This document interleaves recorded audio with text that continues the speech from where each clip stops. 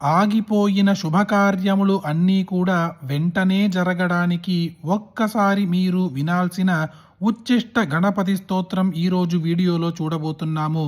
7 రోజులు ఈ స్తోత్రము గనక మీరు వింటే 7 రోజుల్లో మీరు అనుకున్న కార్యము ఏదైనా సరే అది ఖచ్చితంగా జరిగే తీరుతుంది. ఓం దేవ్య ఉవాచ నమామి దేవం సకలార్థతం తం సువర్ణవర్ణం భుజగోపవీతం గజాననం భాస్కరమేకదం తం లంబోదరం వారిభవాసనం చ కేయూరిణం హారకిరీటజుష్టం చతుర్భుజం పాశవరాభయాణి శృణిం చ హస్తం గణపం త్రినేత్రం సచామరస్త్రీయుగళేన యుక్తం షటక్షరాత్మానమనల్పభూషం మునీశ్వరైర్భార్గవపూర్వకైశ్చ సంసేవితం దేవమనాథకల్పం రూపం మనోజ్ఞం శరణం ప్రపద్యే వేదాంతవేద్యం జగతామధీశం దేవాదివంద్యం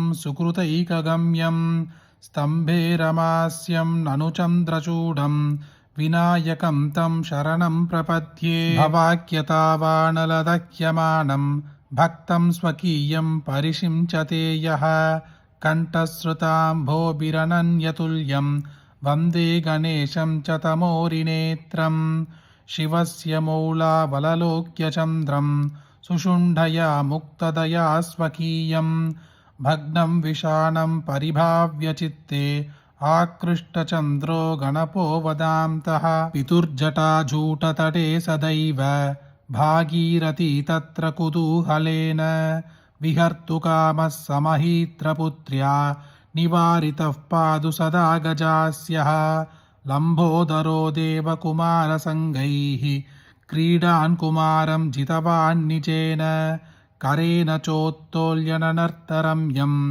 తన్వాదళాస్యో భయతః సభాయాత్ ఆగత్య యోచ్చైర్హరిణాభిపద్మం తదర్శ తత్రాశు కరేణ తచ్చ ఉద్ధర్తుమిచ్చన్ విధివాదవాక్యం ముమోచ భూత్వా చతురో గణేశః నిరంతరం సంస్కృతదానభట్టే లగ్నాం తు గుంజత్ భ్రమరాం వళీం వై తం శ్రోత్రతాళైరపసారయం తం స్మరేత్కజాస్యం నిరహృత్సరోజే ఇతి శ్రీ రుద్రయామళతంత్రే హరగౌరీ సంవాదే ఉచ్చిష్ట గణేశ స్తోత్రం సమాప్తం.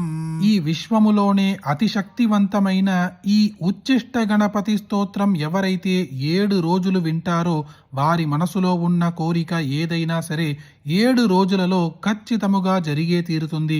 అలాంటి ఈ శక్తివంతమైన స్తోత్రం మీరొక్కరే వింటే సరిపోతుందా? మీకు తెలిసిన అందరికీ షేర్ చేయండి. ఈ వీడియోని లైక్ చేయండి. రేపు ఇంకొక వీడియోలో కలుద్దాం. జయ జయ శంకర, హర హర శంకర.